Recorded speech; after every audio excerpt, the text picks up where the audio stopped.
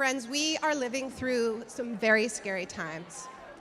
In the face of the fires roiling our world, we have to find our own fire. We have to be that fire. Truth and fire. That is what we need. And our next speaker embodies these twin imperatives with every word that she speaks and every choice that she makes. Please join me in welcoming Greta Thunberg.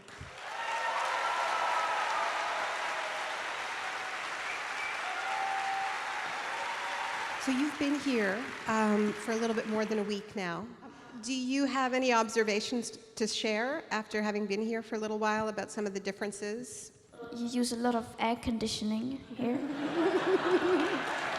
There's a lot of differences, and also in the way we talk about the climate crisis. Of course, here it's more like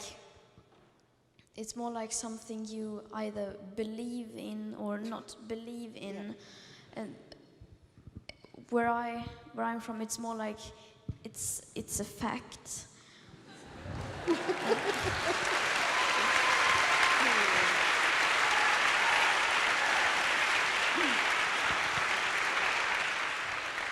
So speaking of facts, one of the consistent messages that you've taken into all of these spaces and that I know you will be continuing to take is that you're not telling politicians what they should do, you're telling them that they should be listening to scientists.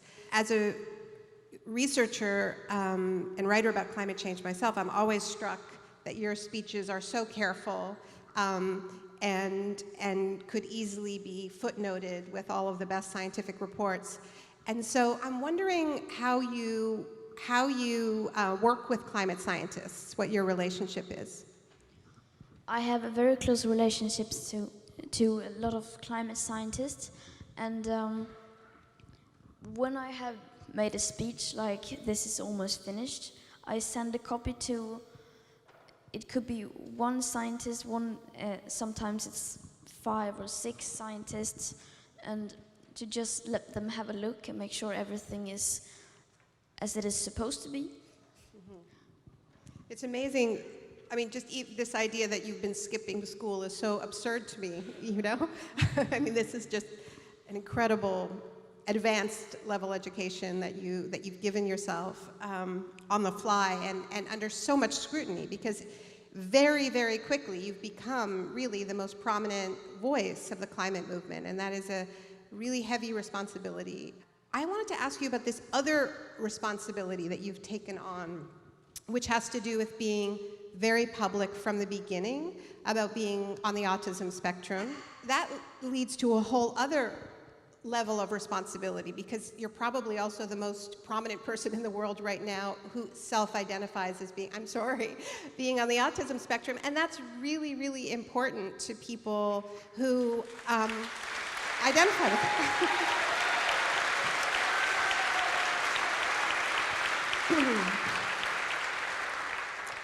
So how have you navigated that? How have you decided to be so public? It's left you open to terrible attacks. How have you made these decisions? I am different from everyone else, and it is thanks to my diagnosis, my Asperger's syndrome, and because without that I wouldn't have noticed this crisis. I remember, because everyone else, they saw the same thing, they saw the same pictures and films as I did, the destruction of nature and what was happening with the climate, but no one of them seemed to really, I didn't understand why their lives wasn't turned upside down like mine was. I can't, for example, understand that someone can say like, yeah, climate change is very important, and then not do anything about it. Because if you know how important it is, then you know that you also have to do something, that you also have a responsibility to do something. And thank you, Greta.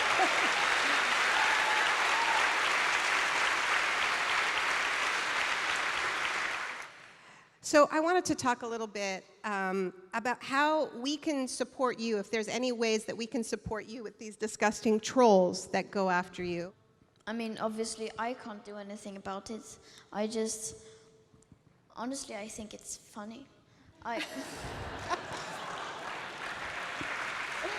As well you should.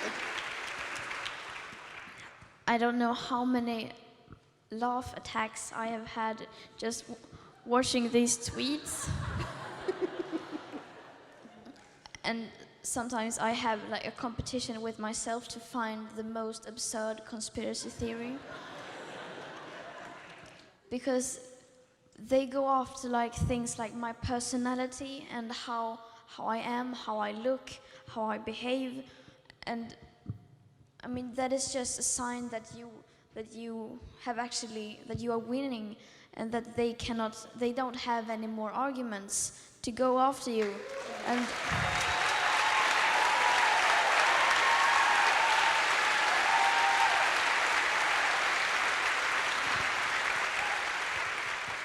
because, I mean, I'm not the enemy, at least I hope not, but many people seem to think that.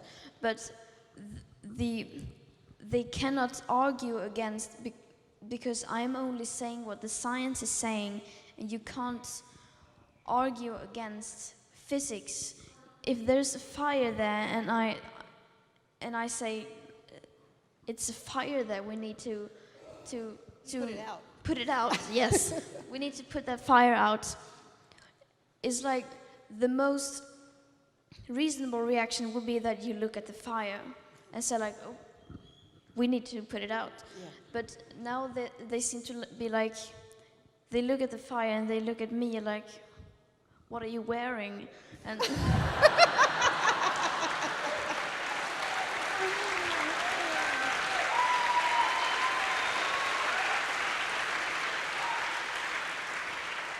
There is this debate going on within the Democratic Party as it tries to decide who to run against Donald Trump, about whether or not to have a response to climate change that is very bold, that spends a lot of money to do these transformations, and this counter response, which is it's too much, it's too big, it's too expensive.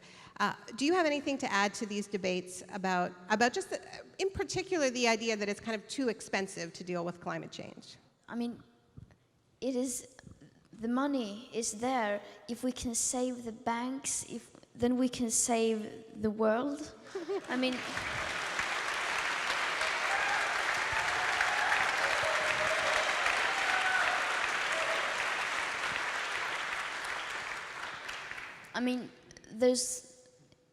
if there's something we are not lacking in this world, it's money. And I mean, of course, many people do lack money, but I mean, governments and these people in power, they do not lack money. And also we need to have the polluters to actually pay for the damage they have caused.